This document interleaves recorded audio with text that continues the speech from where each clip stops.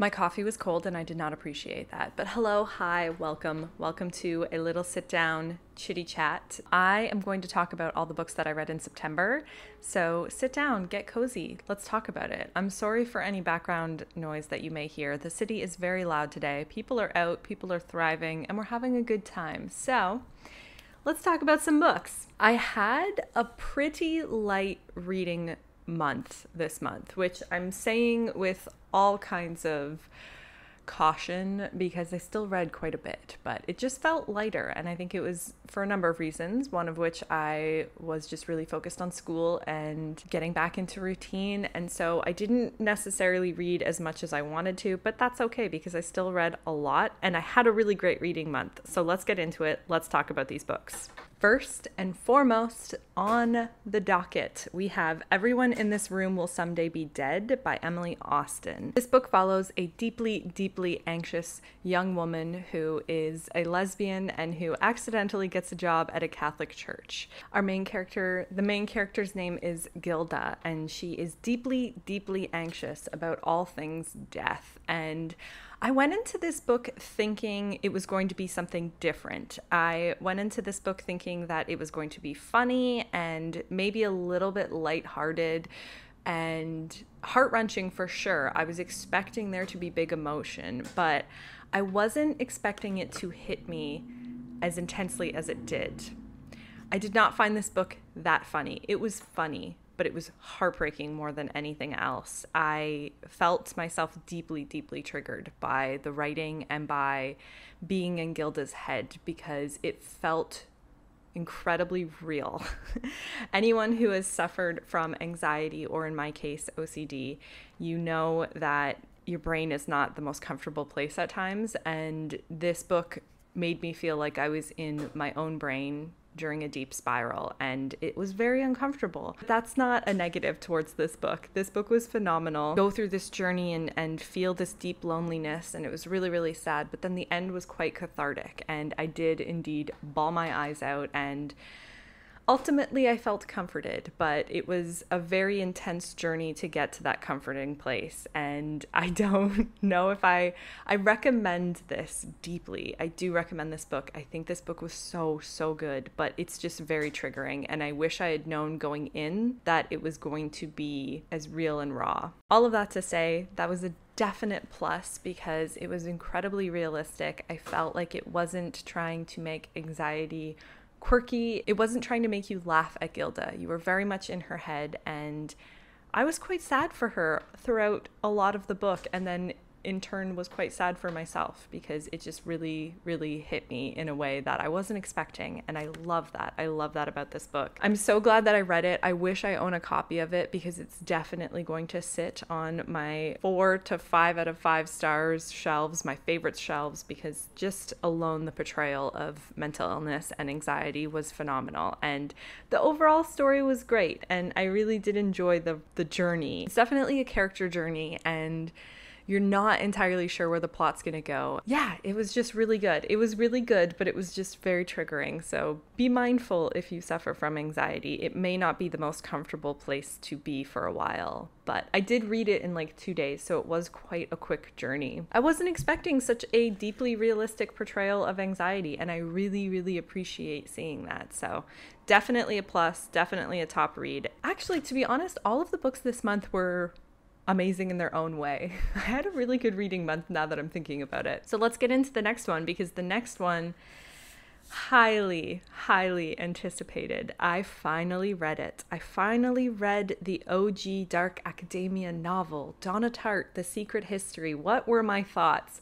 I thought this was good. I thought this was good, bordering great. Don't usually do this, but I went into this book with a little bit of a chip on my shoulder. This book had something to prove to me because of all of the hype that surrounds it. It's also a book that I felt like I was going to love because of the fact that it's dark academia, because of the fact that it's literary with solid writing. I was just going in with really high expectations.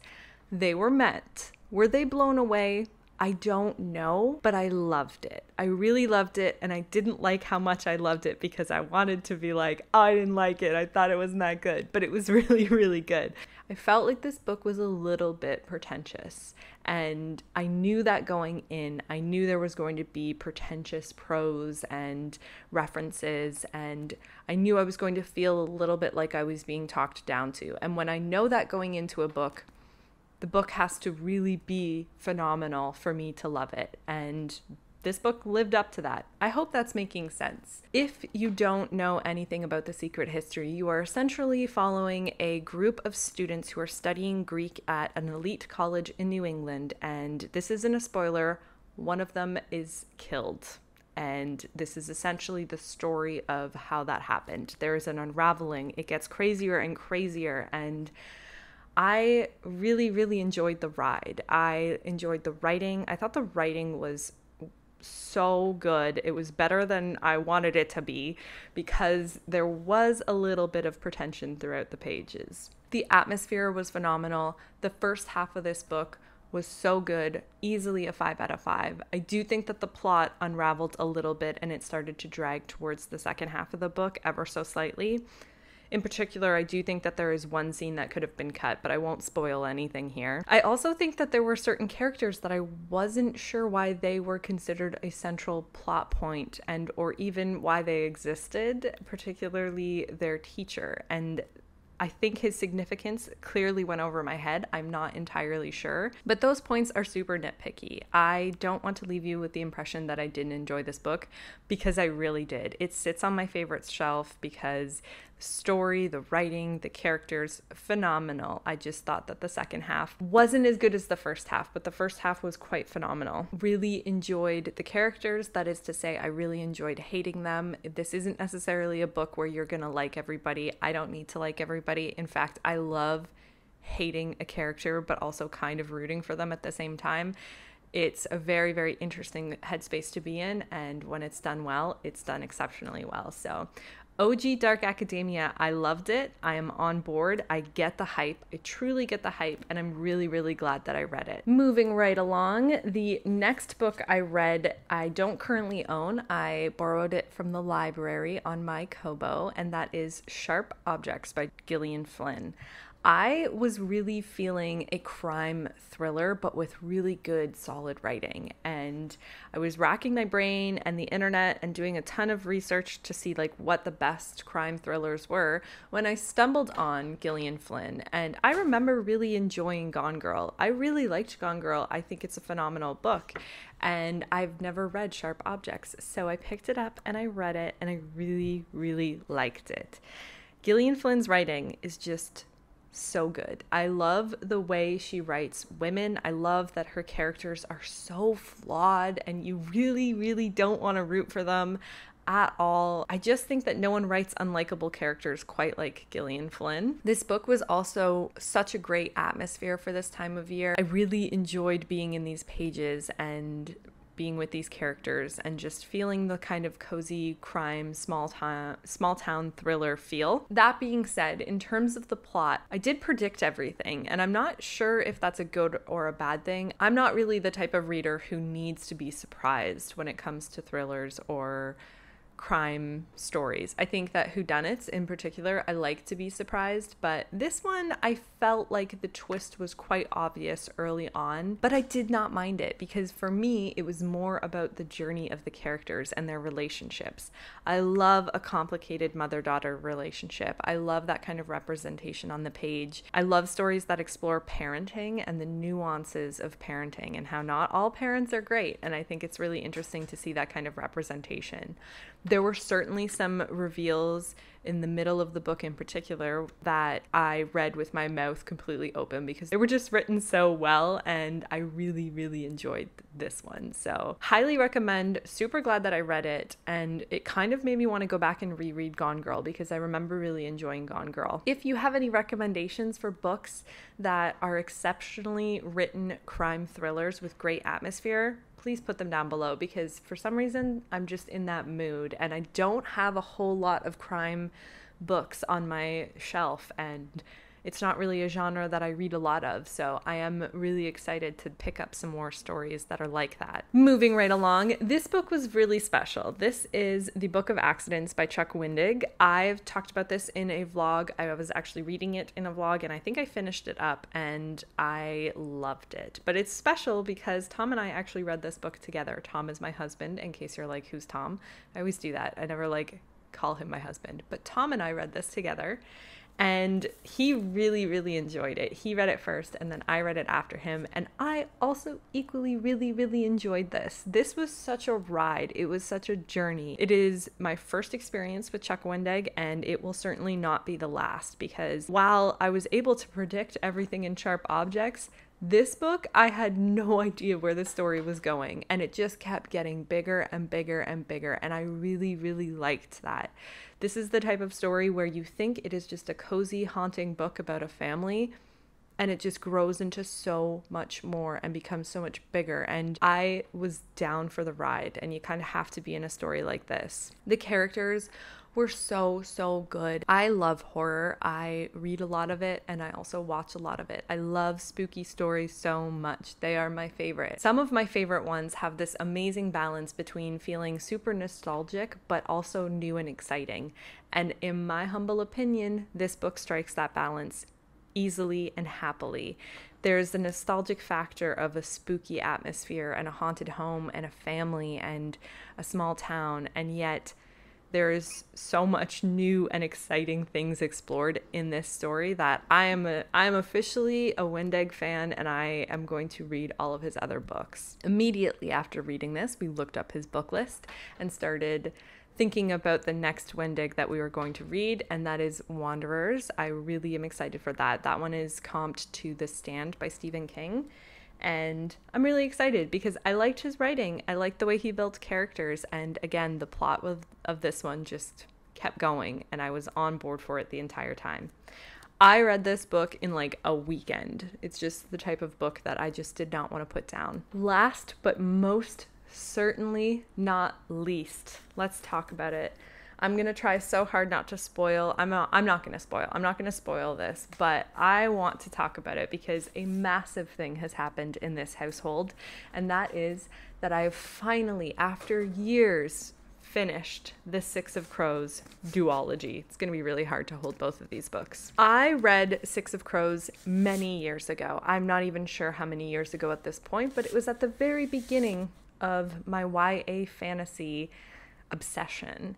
And I loved it. It is one of my favorite YA fantasy books. I love the characters so very much. I've said this before. I will say it again. Kaz Brekker for life. He is easily one of my favorite characters ever written. Top 3 at least, which is a big statement because I really, really love characters. But I was super, super hesitant to read the second book because I was spoiled and I knew how it ended, and that's fine, but I just wasn't prepared yet. I wasn't prepared to say goodbye to these characters. But this fall, I was like, it is time. It needs to happen. I need the closure. And I finally did it. So not only did I finish it, but I reread Six of Crows first. This would have been my third time reading it, believe it or not. That is how much I love this story. I've read it 3 times, and every single time it is just top notch. I love it so much. The second chapter of this book, when you are introduced to the little gang that we follow throughout all of this, is one of my favorite chapters ever written. I just think it is so tight. It is phenomenal storytelling. You are introduced to a lot of people and given their distinct personalities almost instantly. It is a masterclass of chapter writing and storytelling. So good. Now, what did I think of the ending? I bawled. I bawled my eyes out. I cried so hard those last few chapters that I don't even know if I was able to read words at some point. I loved the ending. I didn't love all of the ending, but I loved the ending so much, particularly with Kaz and Inej. Kaz Brekker, as I said, is one of my favorite characters of all time. What's a particularly wonderful achievement on part of Leigh Bardugo is I normally don't root for those kinds of characters. I find a sullen bad boy to be a little tired, in my opinion, and it takes a lot for me to not roll my eyes at how badass a character is. But with Kaz, there is a depth, there is a level to his character that I find fascinating and I think is done wonderfully and masterfully. And he feels like a real person. He feels like a kid who was just put into this life and has just become a monster, yet still has this softness and goodness within him. It's just so well done. It was just so well done. I could go on, but I am so happy with how this book series ended. I don't know if I'm ready or willing to move on. For the record, I've also read Shadow and Bone, but I haven't read the Nikolai books. I don't know if there's one or two, but I haven't read that. I don't know if I'm going to continue on. Perhaps if there's another book that includes the perspective of Kaz and we actually see him again as a character, I might. But for now, I'm more than happy to take a little breather. But I'm also equally happy that I finished it and I loved it so much. I love Leigh Bardugo's writing. I think that she is a phenomenal writer. This is by far, without a doubt, my favorite work from her. She has a standalone coming out, which I'm really excited about, and I definitely will read that. I have not been able to get into Ninth House, if you are wondering. For now, I'm so very happy to be done. What a journey, what a ride. These characters, I love them. The leaf blowing has begun, so I'm really sorry if you can hear that background noise, but I am done. Those are all of the books that I read this month, and I'm so very happy with my reading month. I think this was such a great reading month. I don't really like to assign star ratings anymore to books. I've been deeply inspired by Allison Pages to stop doing that because, like her, I agree that there's more of a nuanced approach that we can all take to discussing books. She doesn't actually say that, but that's how I feel. Books are more than just 5 stars. They can be many things. You can get so much out of a 3-star read, probably just as much as you can get out of a 5-star read. I would say, if I had to, that all of these books were easily at least 4 stars. Loved them so very much. Solid reading month. Happy to report it. Happy to sit here and talk about all things books. And I'm so very happy that you are here. So thank you for being here. Thank you for watching. And I will see you in the next video. We are going to have a writing vlog, I promise, because we got big plans for writing for the end of this year. And it's going to be so exciting and terrifying, but we're going to do it together. Well, I'm going to do it. You're going to watch me, but you're being creative, I hope. And thank you so much for being here, and I will see you soon. Bye.